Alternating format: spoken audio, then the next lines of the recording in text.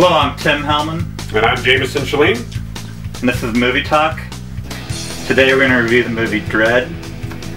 It's a reboot of a 1995 film called Judge Dredd starring Sylvester Stallone. They're both based on the comic book about a future where law enforcement is the judge, jury, and executioner. And this film is about the veteran cop Dredd teamed with a rookie that's also a psychic, and they go to a slum for a test run to evaluate the new rookie cop, and they end up getting tangled up in a huge war with this vicious drug lord that controls the whole slum, and she traps them both inside and basically tries to have them killed.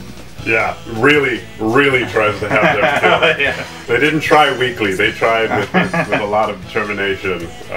And it's a very, very violent movie. I was expecting violence, but as much violence as there was, really shocked me. But I did expect that there was going to be a lot. I mean, it's Judge Dredd. It's not like, you know, it's not like we're going to go see him drink tea. It's supposed to be kind of like a throwback to the 80s movies, basically.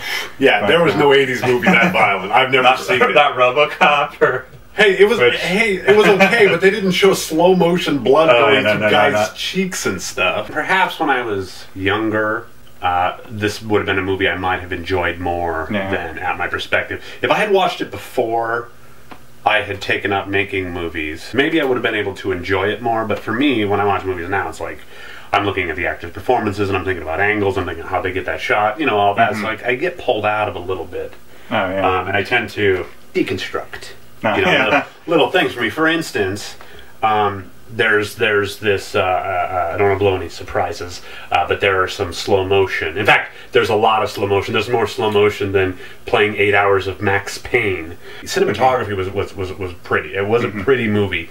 I felt like they tried to contrast it with all the sparklies, because glitter is exactly what I think of when I think of Judge Dredd.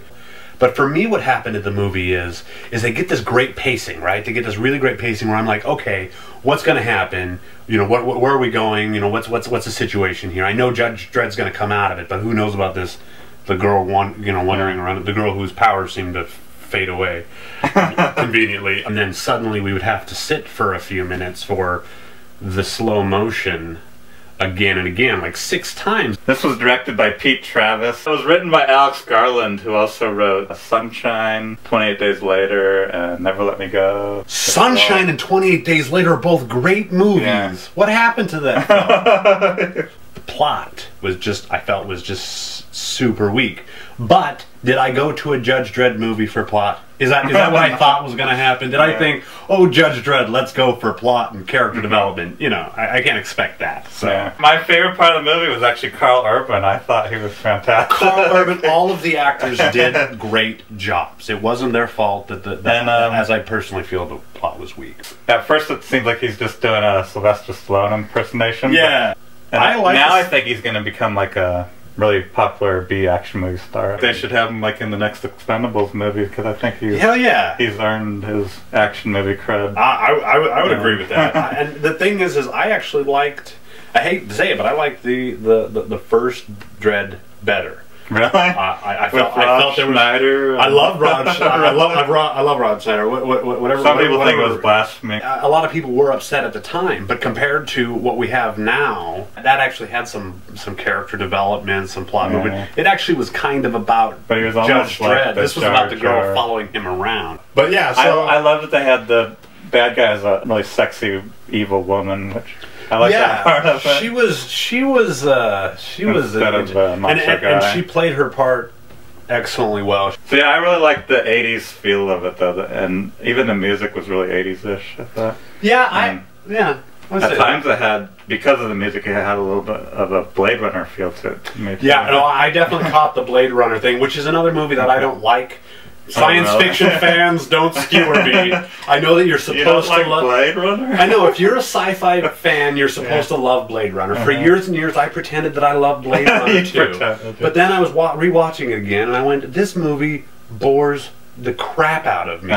It's a terribly boring movie. Like, you could cut it down to a 15-minute, okay, let's say a 30-minute awesome movie. I don't even mind a slow-paced thing. Like I can watch British television. I can watch slow-paced, but you got to give me a real reward to it. And for this, I felt the reward was visual. but it was not intended for me. It was intended for the 3D audiences. I mean, I would have liked to have seen more Dredd, because he's a character I like. I enjoy him. They're supposed to be more of an enigma, I think. Well, and I understand that. And in the comic, he is a very stoic, stone-faced kind of character. But you could still develop those characters a little bit. There was never really too much concern for him. Although, when they were shooting those miniguns, that was fun. I gotta say, that was fun to see, where they just completely obliterated the whole area. It was really entertaining to me. So if you really like extreme violence, extreme gore, and you don't mind slow motion and sparkles, this is an awesome movie for you. Have you heard that this got like really, really good reviews from the critics? Really? And yeah, and the fanboys absolutely love it, but then it didn't do that well at the box office. I'm a fanboy, and I'm a fanboy of Dredd, and I was very, very excited. It promised so much, and it delivered so little to me, personally. But apparently, a lot of other people have liked it, so that's cool. So what rating would you give it then? I would give it a 2. Only a 2? I know, I hate to be Not even mean. 2.5?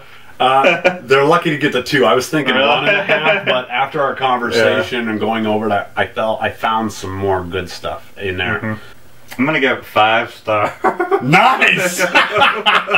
Sweet! This is the disparity episode. It's just that great throwback to my childhood, I think, the movies that I liked when I was a kid. When I saw the first Judge Dredd, I was a kid, and I loved the comics. I mean, I wasn't even really allowed to read them because they were more of the violent comics when I was a kid, but when I get my hands on them, I loved them. In fact, actually, Marvel made a spoof of Judge Dredd called Martial Law. He was awesome, man. If they made a martial law movie, I would want to be in it, even as an extra for free. I'd fly myself to South Africa or wherever they shot it just to be in that movie for free. That's how much I love martial law. It does seem funny. I was thinking about it during the movie that I still love these ultra-violent movies. My area that I really love in movies is bad martial arts movies. That's what I really enjoy.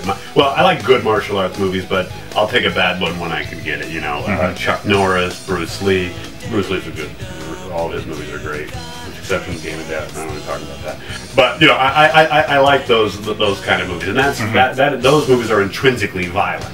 Yeah. But what I like about it isn't the violence. It's almost the choreography, because I know it isn't violence, and the fight scenes are beautifully choreographed.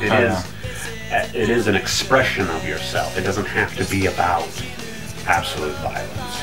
It can be. It certainly can be. That's a choice one person can make, but you can make a stronger choice and not make it about violence. Because violence is not necessarily strength, and compassion is not necessarily weakness. And that's my point for this week. I do feel like people mess with me a lot less since I've gotten bigger too. Well, yeah, definitely. You're big dude. I don't know why. I don't know why people would. But I guess that's the way off the subject. Where were we at?